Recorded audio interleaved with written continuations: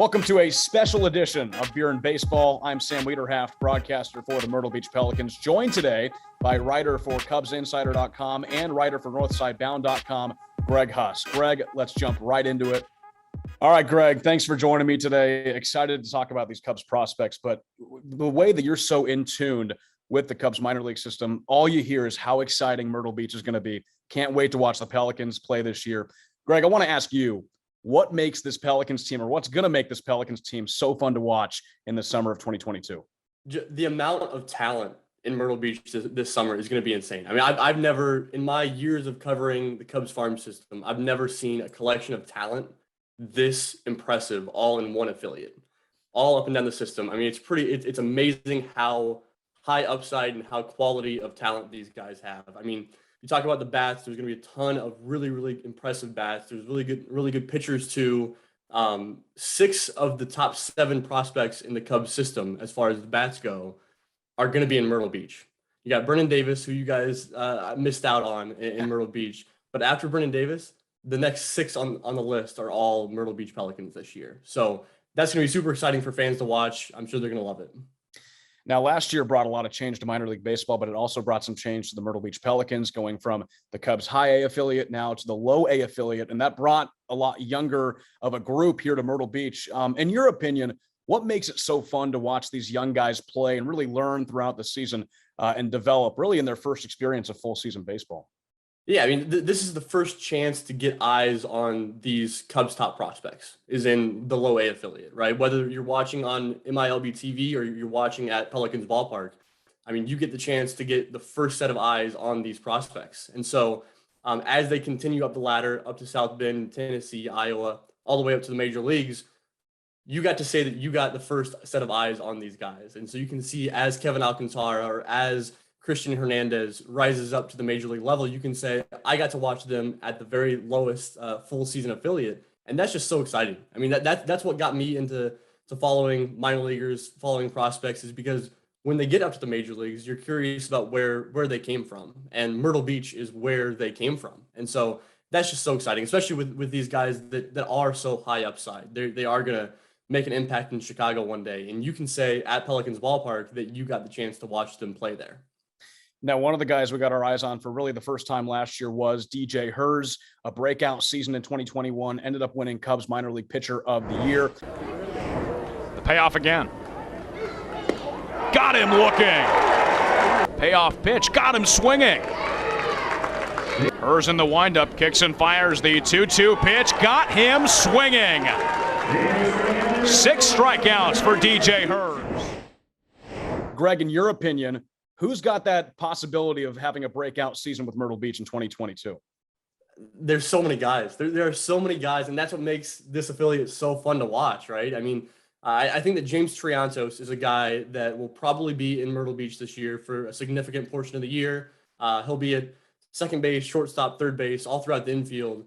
And he's a guy that a lot of people have had their eyes on as soon as he kind of made his debut in the Cubs farm system. And so he could really break out in a great way. I'm talking on a lot of different top prospect lists, kind of like what Brennan Davis is for the Cubs right now. James Tristanos is a guy that really could really break out, but he's just one of many guys that are going to be calling Myrtle Beach home this season.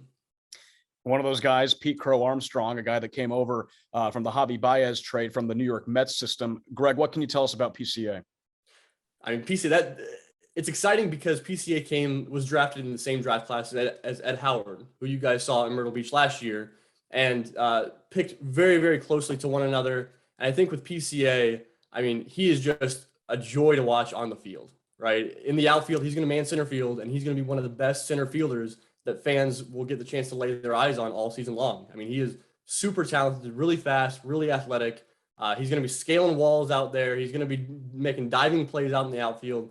He's fun to watch. And that wasn't even including what he does at the plate. You know, he's not going to strike out a lot. I know that the fans really want to see guys striking out a whole lot less. And Pete Crow Armstrong is a guy that will not strike out as much.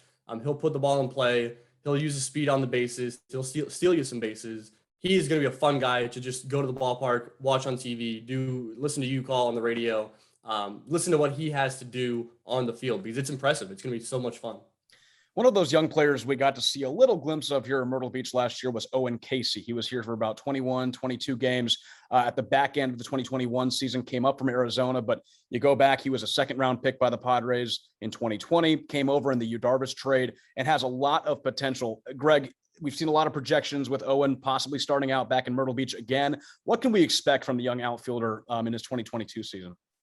Owen Casey and the power is so much fun. I mean, it's a hard ballpark to hit the ball out of the stadium in Myrtle Beach, and Owen Casey is going to do it.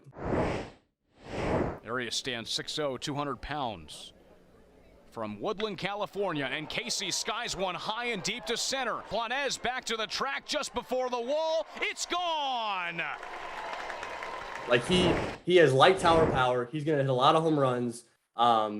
It's kind of like the opposite of what we're getting with Pete Crow Armstrong, right? You're getting a lot of contact, a lot of running out balls in the infield, stuff like that from Pete Crow Armstrong. Owen Casey, you're getting a lot of just pure power.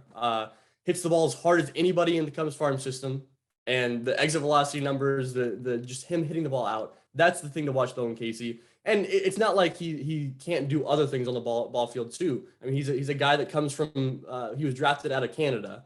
He probably really enjoys the nice weather down in South Carolina. I'm sure of that.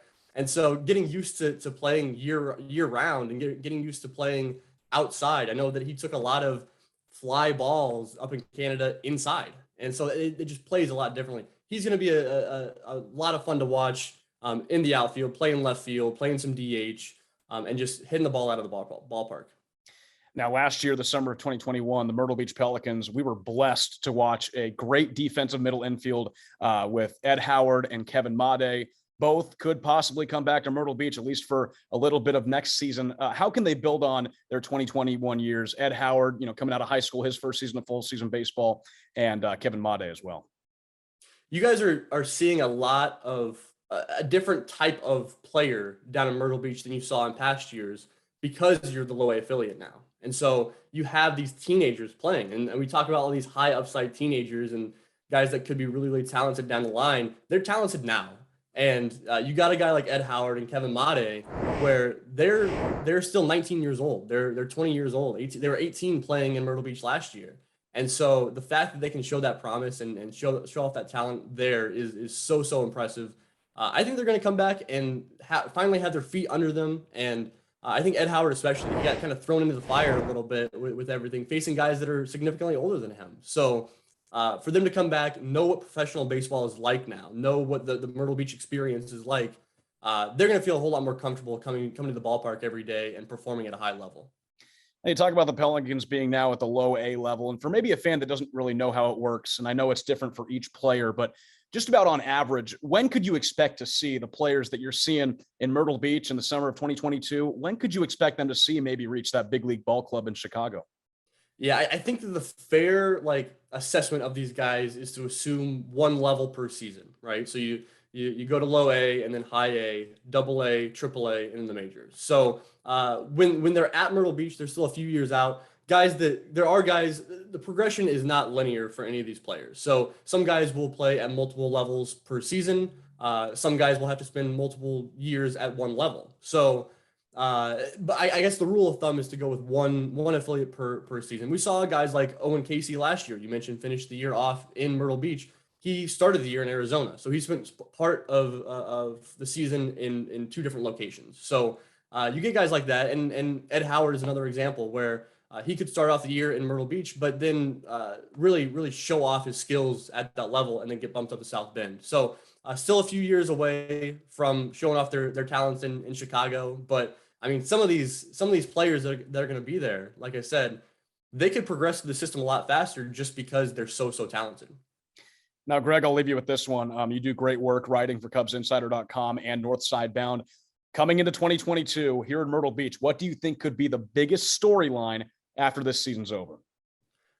I think that some of the players in Myrtle Beach could be household names in Chicago by the end of this year.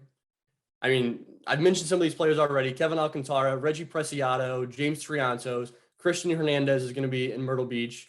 You got Owen Casey, Cohen Moreno, Benjamin Rodriguez. There are a lot of really talented players that could be household names for Cubs fans in Chicago by the end of this year.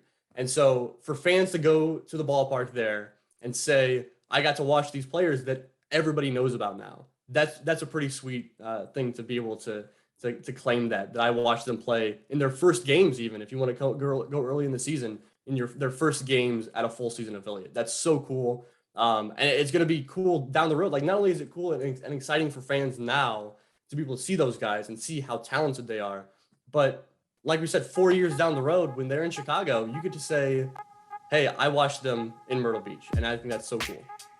Greg, I appreciate you joining me. I cannot wait to read your articles this season. And you and I both are really excited to see the product on the field here in Myrtle Beach.